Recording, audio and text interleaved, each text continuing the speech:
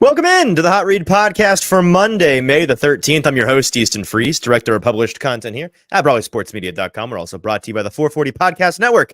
You can follow me on social media at Easton Freeze. He decided that he only needed one day off from his day off. It's producer JT who is back with us. JT, who you can follow at JT_Ruhnke on social media. How are you, my friend?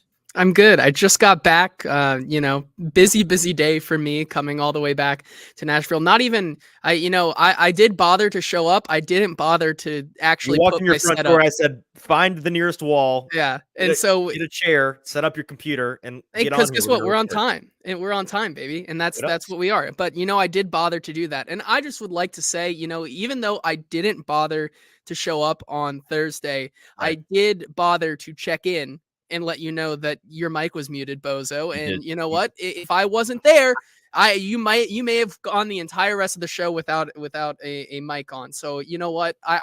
There are some things that I have said more than once. I wouldn't keep my head on straight if it weren't for the organization of producer JT here on the show. And that's why it's imperative on you to not take days off like that. So that's fair. I'm glad you were able to cash in your one annual PTO day. You got it out of the way in May, so we're we're good to go. The rest, it's a very legal, functioning, safe workplace we've got going here at the Hot Read Podcast. We are here for just a couple of minutes to shut up, Jacob. Tell me I'm muted. Now people are going to gaslight me now for the rest of my existence that I'm muted and terrify me. Don't do that. It's Mother's Day, first of all. So happy Mother's Day to your mother, who you spent a lot of the weekend with. You guys did. I heard which sounded like a good time. Yeah, I know she tunes into the show from time to time. Yeah, right. So that was good. Yep. Yeah. So if she's watching, my mom also tunes in on occasion, and she'll text or call me and be like, I tuned in and listened today. I have no idea what you were talking about, but you guys sounded like you knew what you were talking about." She's like, she once texted me. She's like, "I have no idea what you guys were talking about on the show today, but you sounded good." I was like, "Which one did you listen to?" And he's like, "You were talking about positional value and surplus value in the draft." And I was like, "Listen, I can't hold that one against you because frankly, there's a lot of media and fans and front offices for that matter that don't understand that either. So you're in good company there."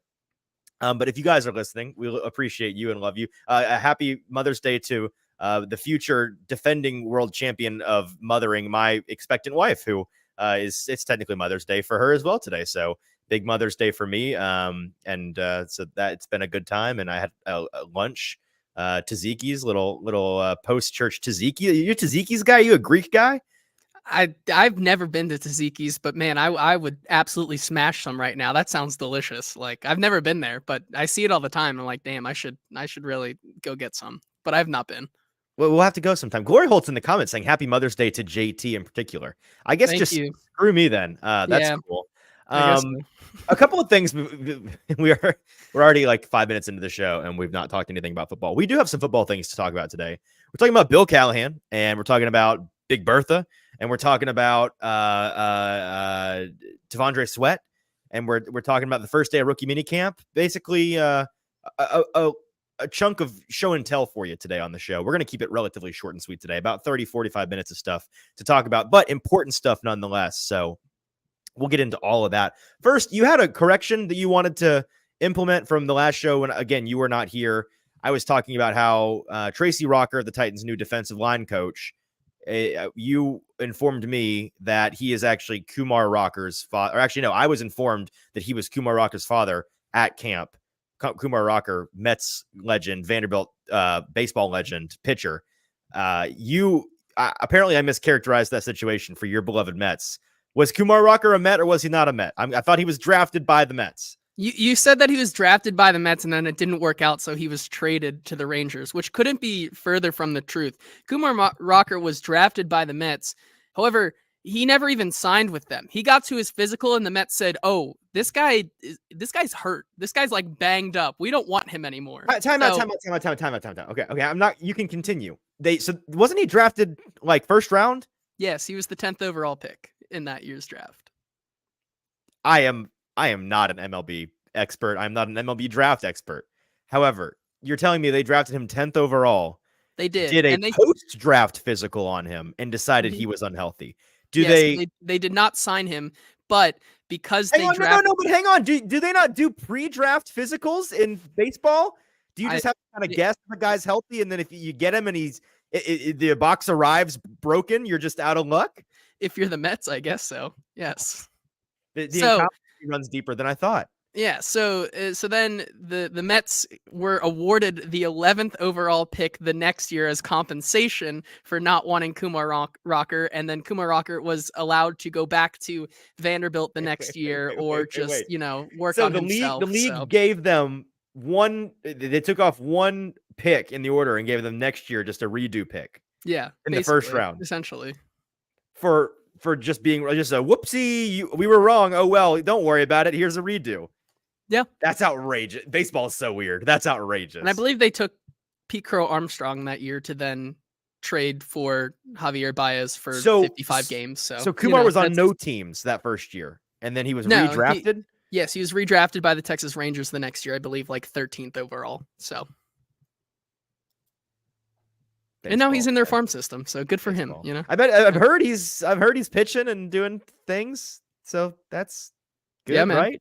Is he a good player? I don't even know. I don't know. He's not on my team anymore. He was great in college. I remember watching him in college. Good pitcher. Okay, the little Vanderbilt baseball for you guys on the show today. I have one thing. One more take that's not football related, and then I promise we will get to the football. It's Mother's Day, and it's one of the many holidays during the year that rekindles this flame within me. What's your opinion on cards? Not like playing like occasion cards, like happy birthday cards, Mother's Day cards. My opinion of them is that it's a monopoly by the Hallmark company, and that they're pretty worthless. Like, I'd rather just get somebody a gift or something instead of like a card, I think. 100%. Unless it's funny. Like, I totally would get like my brother like a happy like 27th birthday card for him being like as like a bit or like congrats on the kid or something, like something like that. Even when it's like, what if it's like Easter and then I get him like a sorry for your loss or something like that. Like that's I got my thing. I got my younger brother a happy bat mitzvah card when he turned like 16, I think, which is like that's a good bit. But that's really all they're good for. I have not bought somebody, unless my wife forced me to, or my parents told me I needed to. I have not on my own accord bought somebody a greeting card of any kind in years, because I think they are a complete and utter waste of everyone's time and money. And perhaps most importantly, they water down the meaning and sincerity of real cards. I'm not an ungrateful, it's like I've never sent a thank you card. I've never sent a happy birthday card. If I mean it and want to send you a card, I will get out a piece of stationery, like a plain card, and write you a meaningful note and send it to you. And I would argue those are significantly more valuable to both me, the sender, and you, the receiver, because one, because not only is it a waste of time and money, bought cards, they are excuses to be lazy, because they've got the stupid sympathy laugh pre-written message on there on the outside and inside. And then you write one sentence, hey, hope you have a great day. Love you so much. Signed, Easton. That should go in the trash. That's a piece of junk. It's insulting for somebody to think you think highly of them to receive that, in my opinion, because it is the minimum possible effort. And I think it waters down when somebody actually is meaning something. You know what I mean? Like, I think it's a ruse. I think it's a societal standard that is stupid and propagated by the people making money off the cards. And I think we need to end it. Well, a lot of the money that they make off the cards is going towards those Hallmark movies. So, like, at the same time, I kind of am for it, like those terrible Hallmark Christmas movies, and things like that. Those are kind of electric sometimes. Like, there's some good ones. You're pro Hallmark movie? I just said, like, I could see there are levels to this. Now, not the take I was expecting from you. That's however, now I know that for every occasion, I'm just gonna get you a card now. Like, that's what I'm gonna do. Like, and I'm gonna for your birthday. I will tear them up in front of your face and throw them back at you. That's fine. For the $2 that it is to get the card, like, I'm good with it. Don't send me cards, people. Okay. Don't send me cards. Send him. I'm not sending you cards. I will set up a PO box for him, and we can get as many greeting cards. Please do not do that. I mean, if anybody reaches out to me and actually does it, we'll do it. Okay. Football. Let's talk about some Titans football. And Glory Holt's making a good point. Cards, they're also like $7 now. Like you can go get to the dollar store. If I have to get a card, that's where I'm going, is the dollar store. Like if you go to, Walmart or Publix, they make music and they've got multiple layers and they're like $8 and it's outrageous. So the Titans had rookie minicamp this weekend. We kind of buried the lead on that. That happened. I was there on Friday. And we got to see these rookies and some mostly rookies, some prove it players out there on the field. We got to see these new coaches on the coaching staff out there getting to work for the first time in their element. And we got to talk to a couple of the Titans' top draft picks as well as the head coach. So a couple of things to show you today, both on and off field highlights from Friday before we dive into those here in just 1 second. One last housekeeping thing. If you're watching with us live here on a Sunday, we appreciate you, whether you are taking time out of your Mother's Day activities or using us as an excuse to get away from your Mother's Day activities. We appreciate you watching with your mother.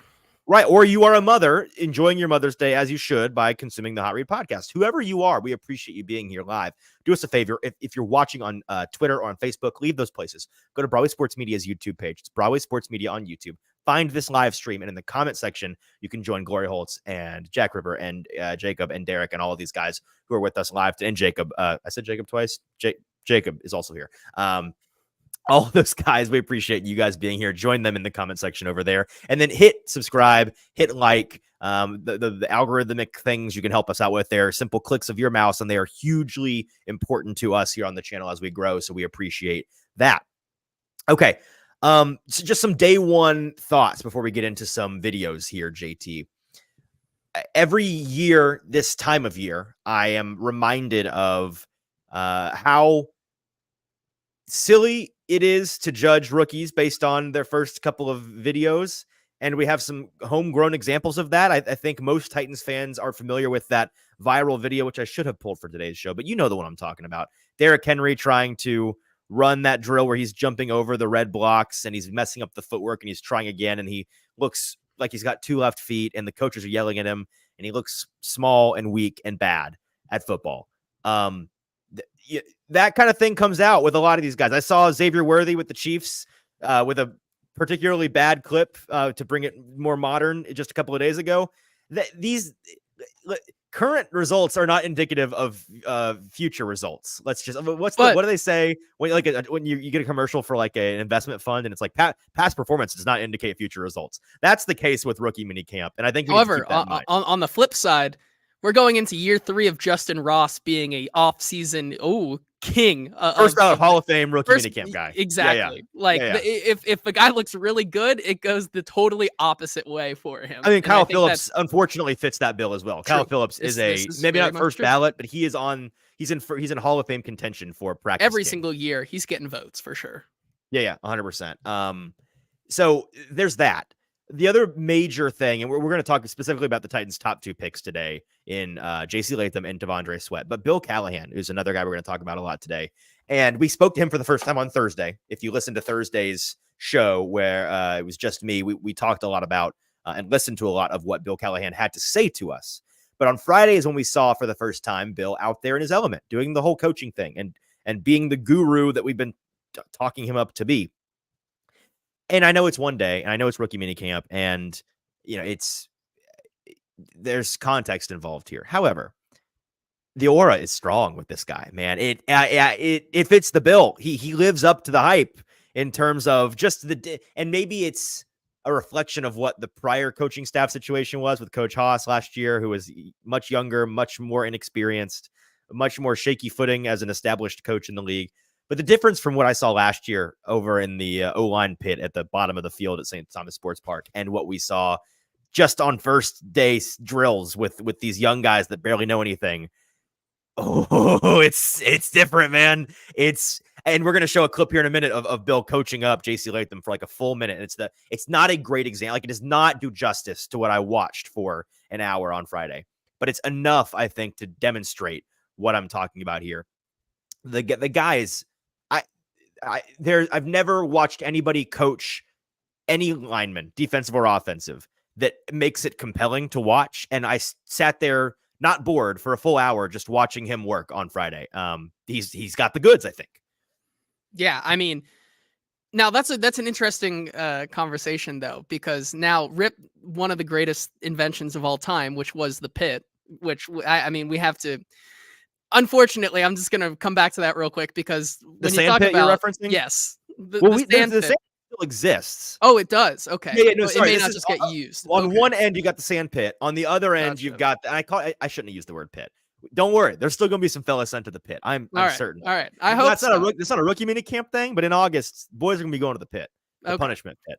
Yeah. This is like because they have 3 main football fields that are I don't think they're full length, but 3 football Yeah. fields, and then on one end you've got the facility and the weight room and the sand pit and the Mhm. indoor facility, and then on Yep. the other end zone you've got a like 40-yard by 40-yard like gridded chessboard painted up section for the linemen to just go down there and do big boy meaty men stuff. So there's that.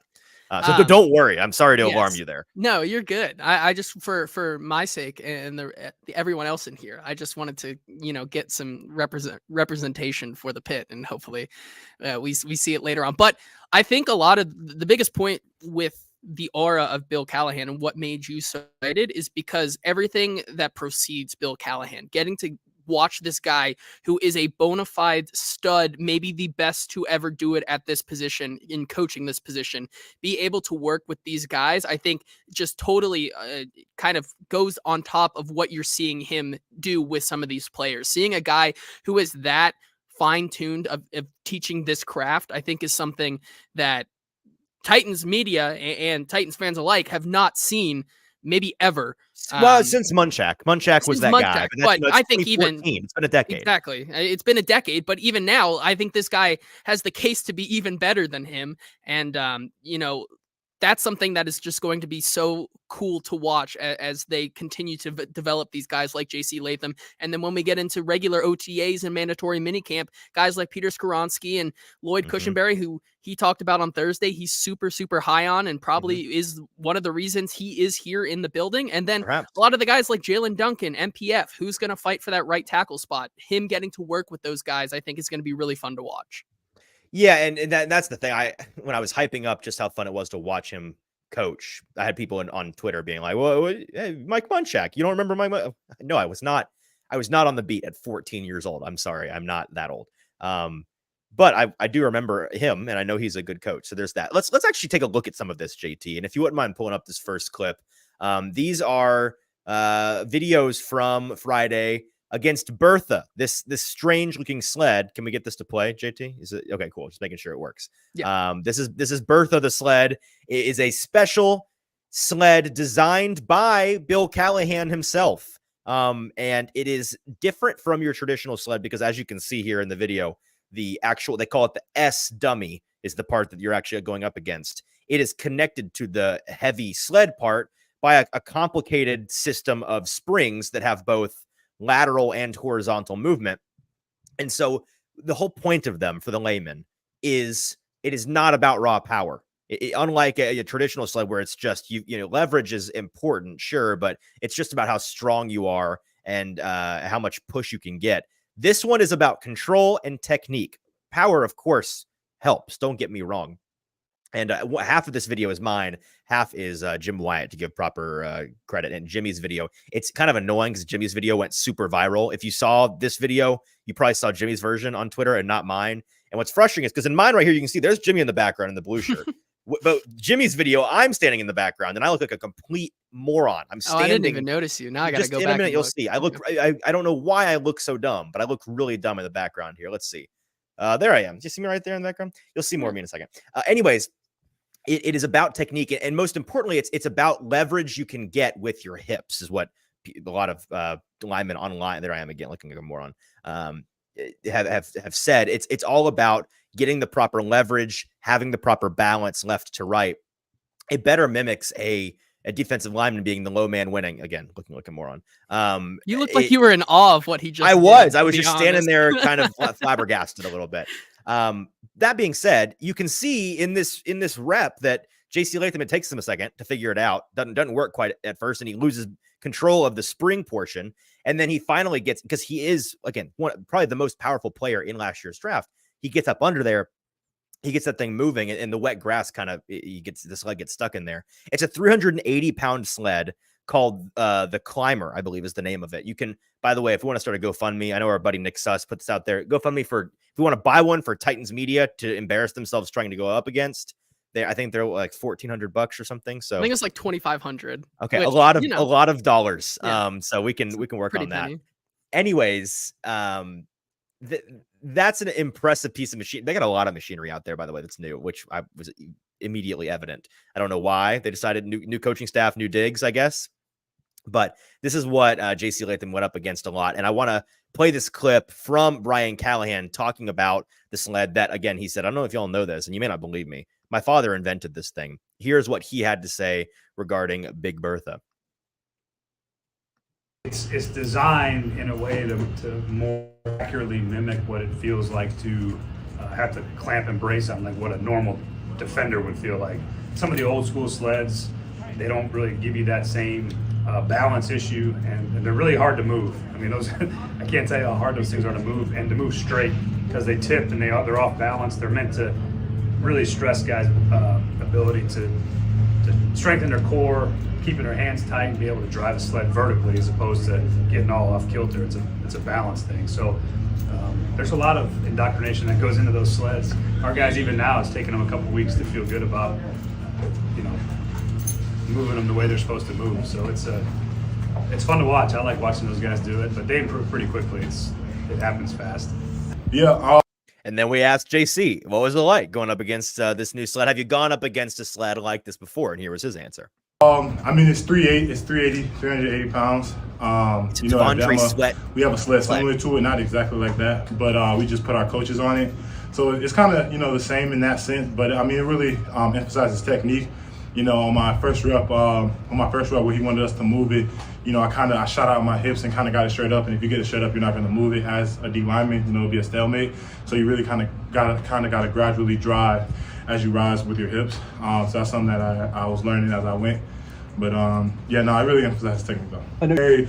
One more clip here from JC before we talk about this. We asked him about what it's like out there on the field with Brian Callahan. We know that he spent a lot of time pre-draft and now post-draft talking with him in the classroom, in the film room, learning from the guys, soaking up as much knowledge as possible. What's it like being out there on the field working with this guy and having him in your ear? And here's what he had to say. Intricate with the detail of the work, and he'll let you know if you had a bad rep, he'll just tell you your rep sucked. And then, but if you did good, he'll let you know you did good. He'll show you areas to improve in, and he's really intricate. Even in the meetings, he'll show us the film and what it should look like, how it's supposed to be done. He'll talk to us about it, and then he'll even just grab random guys and be like, "Hey, all right, let me see you do this, do that." He grabbed me earlier when we were in the meeting, and we were going over our stance, and I was in my stance for like 2 minutes. So he was trying to show us and show me like how to keep the knee bend and the weight distribution and all that. But yeah, he's a great coach. I totally missed the question. My bad.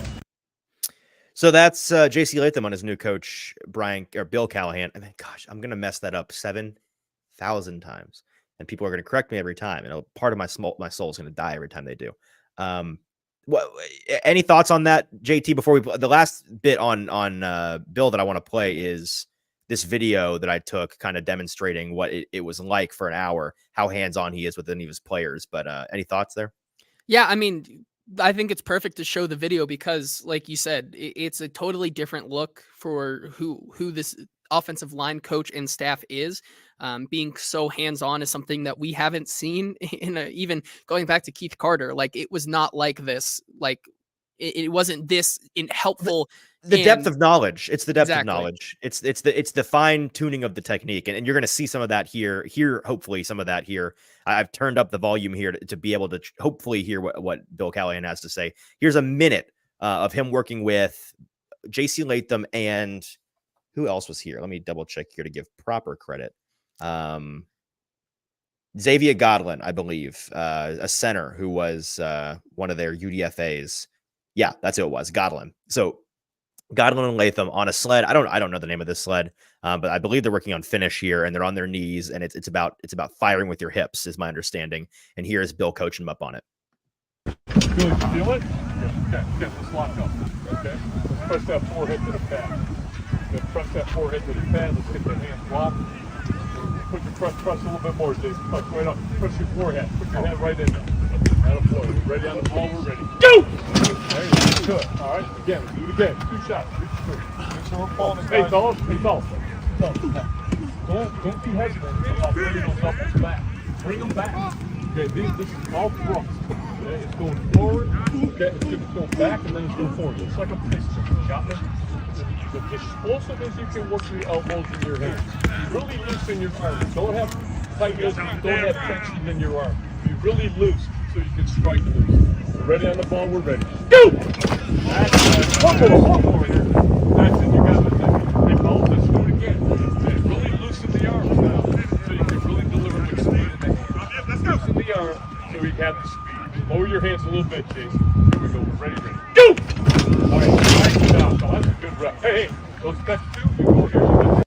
That's what it was all day long. Never has offensive line drills in t-shirts and shorts, not even wearing pads, no contact in May. Never has this been so heavily scrutinized as it was on Friday. But man, it was an exciting first day out there watching. I don't think anybody watched any of the other players.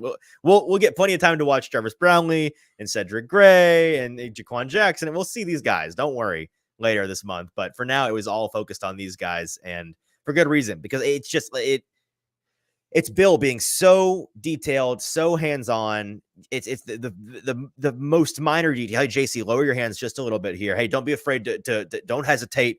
Fire the arms, hold your elbows at this angle, like all of that stuff, the tiny little things, the adjustments that he is making. The guy knows his stuff, and it watching him all day reminded me of listening to Rand Carthon the first time we heard him post having hired Bill, talking about how they brought Bill in, had their first meeting with, as he calls him, Big Coach. And everybody else was just in awe because this guy went on for 30, 45, 60 minutes about stuff that we're just like, oh, I don't even know what this guy's talking about.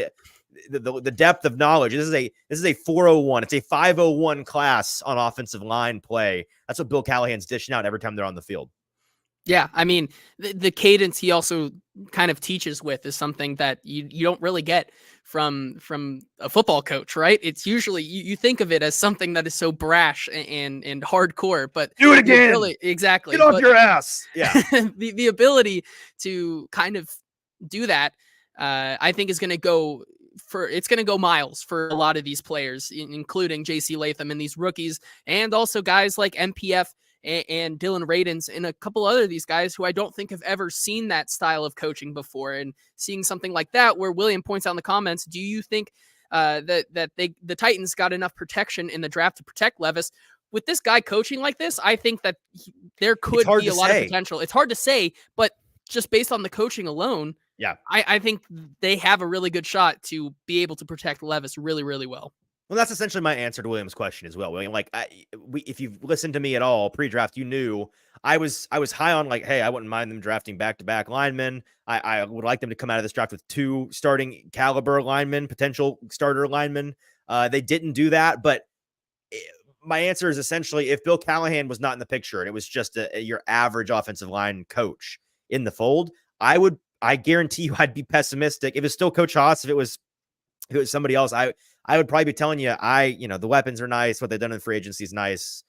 I still don't know about this offensive line. My answer now is I still don't know, but I have confidence in the ability of Bill Callahan to get these guys coached up to where I'm not confident it's doom and gloom. I really am not. I think they may have gotten enough, the minimum requirement of talent infused with the maximum ability from Bill Callahan to get these incumbent and new players coached up, that I'm at least intrigued to see what the full unit in pads in August looks like. Because last year, the state of the line was pretty obvious early. We remember, you go back to those practices where you had the edge players coming off the field and they're like, oh, yeah, 12 sacks today. You're like, Arden Key bragging sacks. And we're like, Arden Key's the best player ever. No, actually, Arden Key is a pretty good edge rusher. And it was the canary in the coal mine of this line sucks. They're bad. I'm curious to see. I don't think that's going to be happening again this year. Yeah, I agree. Okay, let's move on to T'Vondre Sweat. And JT, let's go ahead and throw up some of his highlights from Friday, Big T'Vondre Sweat was out there, all 366, 76, however heavy he is right now. Here's the thing. I had somebody walk up to me while we were watching him being like, what do you reckon he's at now? Do you think he's still at 366 from the combine? And I'm like, listen, man, here's the reality. I have a good frame of reference for like, if that guy looks 215 versus 240, like if you're in a normal person weight range, like I can kind of eyeball it. What's my frame of reference for 360 versus 380? I have no idea. Yeah, and like it's an athletic 360. Like you can't like it's so tough. Well, but that's the thing. Like because we're standing there watching both the offensive and defensive line, and I'm telling the guy, look at T'Vondre and look at JC. Those guys are only 40 pounds apart. They're both 3 bills, and yet they look like they're 120 pounds different. Because JC carries I'd say he carries 360 or 370 or whatever he is, like a pretty normal 360. He's just so athletic underneath the weight, and he throws the mass around really well. That's right. T'Vondre is that way. With JC at 340, where he's at 335, whatever he currently is, it's the most athletic. Like if I didn't know what he weighed, I would look at him, especially in the context of their offensive lineman, and say he's probably maybe right at 300, 295 will be my guess because of the way he carries it. Now, his height it helps because he's kind of stretched out in that way. These guys that are tall are sometimes sneaky heavy because they're just bigger people, tall and not quite round. He's not a round guy, but and I saw a pre-draft. I think it was Glory Holtz that I saw on Twitter talking about pre-draft. Apparently, he had nearly, 280, almost 280 pounds of lean muscle in terms of biometric. Like, you step on the biometric scale and it tells you what your body composition is. If that's true, that's outrageous. Maybe it was 170. The point is, it was an outrageous amount of lean muscle on this guy, and he looks the part. So all of that being said, with T'Vondre, what you're looking at here, if you're watching with us on YouTube or on social media, looked good for day one. Honestly, I didn't know what to expect 100% from him. And I don't know. You tell me, JT. I saw it in person. I'm watching it back here on video. It's day one. I'm sure he's not going 1,000%. It's a marathon, not a sprint. But for 370, 375 is what I'm guessing he's probably at. Combine 366 is probably, shedding all the water weight, fasting for 24 hours. That's probably the bare minimum, I'd imagine. So even if he's at 375 right now, I thought he looked fine. Which makes sense because he looks as fast and physical as he did when we saw him at the Senior Bowl. On the tape. How about that? Yeah, exactly. Exactly. Even if it is no longer that water weight and he's back towards like where he was at the Senior Bowl because he doesn't have to fit himself into a box right now. Of course, they got to work on that, but he looks like the absolute bulldozer that I comped him to way back then. Like this is a guy that I think, as his position coach said, can play all 3 downs. He looks fast and physical, and I think you're just going to see more of that. I can't wait to see drills where he's going up against other guys because, as much as you can look at this guy and him throw a dummy to the side and with that throw the assistant coach kind of as well with that power in his hands and his arms, like we can't really know for sure until we see him go up against other guys. Well, let's get his head coach's opinion on how he looked day one. So here is Brian Callahan. We asked him, what'd you think about Big T'Vondre Sweat? First day out on the field. Here's what he thought. Good today. I thought he moved well. You never know when guys get here what they're going to look like, and I thought he did a nice job. Looked like the guy we saw on tape, which was good to see. You mentioned, yeah, we have a lot of good people in place here. Anytime that you have anything with rehab, with weight, with strength, anything that goes into trying to make sure guys are where they need to be, there's a team approach, where everyone's involved in it. Lauren, our nutritionist, she plays a big role with a lot of guys, and we have the same conversations about guys that might be underweight. You have some of the lower body fat guys trying to make sure they maintain so they don't get hurt. And so it's a process that goes between Zach Woodfin, the performance group with Lauren, and then the player engagement as well, with Chick and Mitch and Ansley. Those 3 people have a lot to do with how that gets handled with the off the field part too. And so the short-winded way of saying is that there's a lot of people that are involved in the process that have touch points with all the players, and we need those people to be on top of guys. T'Vondre is one of the guys that'll be managed and monitored. because we're trying to make sure he gets to the right place when it's time to play football. Jason. All right, let's pause it right there. So that last part you heard was him answering a question about the support staff for T'Vondre Sweat, what his help around him looks like at this stage in the offseason, and all of the people involved with his fitness, his nutrition. And this next part, you're going to hear from T'Vondre himself at the podium talking about how happy he is to be here and what he has done post-draft to keep himself in shape and be ready for rookie training camp. So let's listen to that part. I felt great just being here, in Nashville. It's amazing, and it was awesome to be out there today. Brian Callahan, he said he was satisfied and pleased with how you were coming in. What were some of the things you did between the draft and now? I saw the video, you and Xavier Worthy and some of the guys at Texas, but what else? Yeah, before I got here, me and the 11 guys that got drafted out of UT, hook 'em, just. But we all worked together just at the facility and just got it in. Let's pause it there real quick, JT. This last answer from him is addressing his ideal weight and him bringing it up before we really could ask the pointed question. What is your ideal playing weight? What does that look like? Let's listen to T'Vondre one last time. It's a challenge all the time, but right now, before anyone else asks, right now, me and my nutritionist and my coaches, we're looking to find that perfect weight for me to play at. So I don't know that perfect weight before y'all ask, but y'all see when y'all see, So. And we got to a portion of his press conference. I talked to you about this afterwards, JT. It struck a human chord in me at one point, and this is about as soft as you'll hear me be, but it was the reality of the situation. Like, all the questions became about weight, and there was a moment where he gave a look to Robbie on Titans PR, and Robbie gave him a look back. It was just like I don't know. Maybe I was overreading the situation. I felt bad for the guy for a moment because he's making a lot of money. This is the position he's put himself in. He's lucky to be where he is, and it's our job to ask these kinds of questions. But at one point, it became like 6-7 questions in a row about the weight, and I was putting myself in his shoes as the guy that's a little bit younger than me. If I was 22 years old and I'd worked to accomplish my dream, and I got to the NFL, and my first day of practice, nobody cares about what I'm actually doing on the field. They just care about, they just want to ask how fat I am. That would, I'd be there'd be a part of me that's upset by that a little bit. I don't know. So I felt bad for the guy in real time. That being said, I think he looked good. He's expecting those questions. It is what it is. It's going to continue to be the line of questioning with him. And until he can get out there and prove people right or wrong about their preconceived notions of him on the field, it's just going to be a lot of what if questions. And that's where we're at.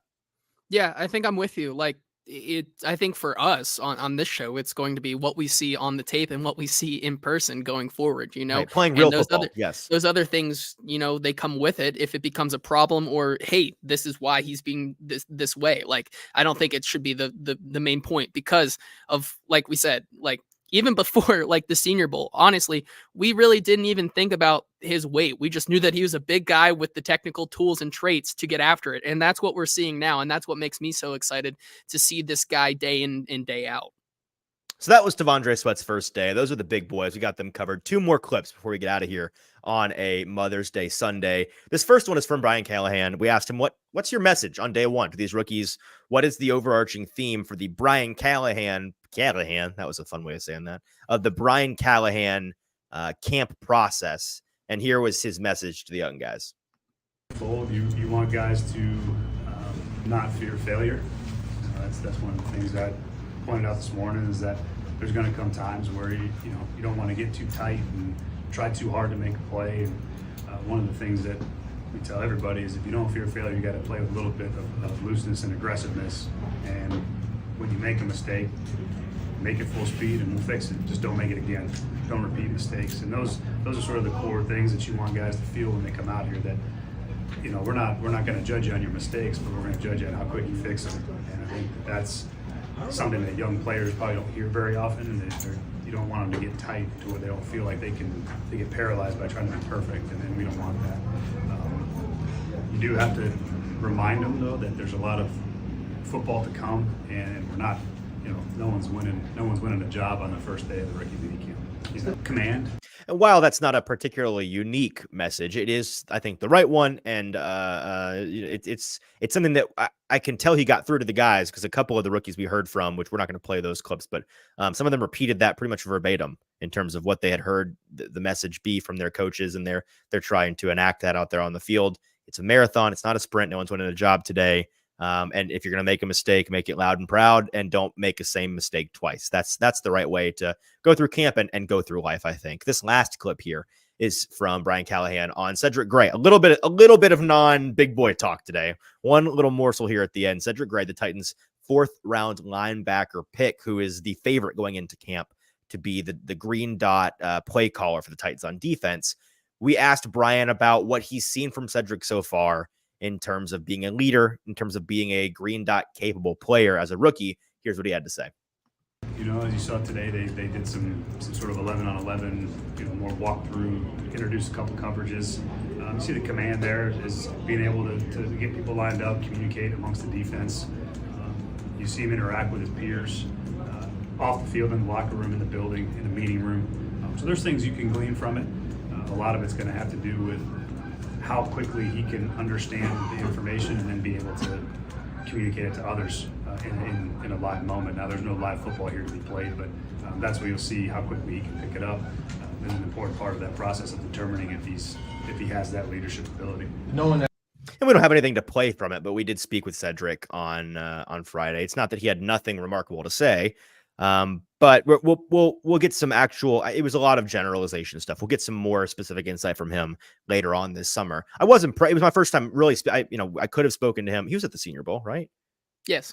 Could have spoken to him at the Senior Bowl. I didn't. Only one player for the Titans didn't go for the Senior Bowl. So if you ever have that question again, that's a great point. It's probably yes. I made that point at one point. I should remember that. Right. And then I didn't speak to him at the combine either. So this was kind of my first time getting to read the vibe on him.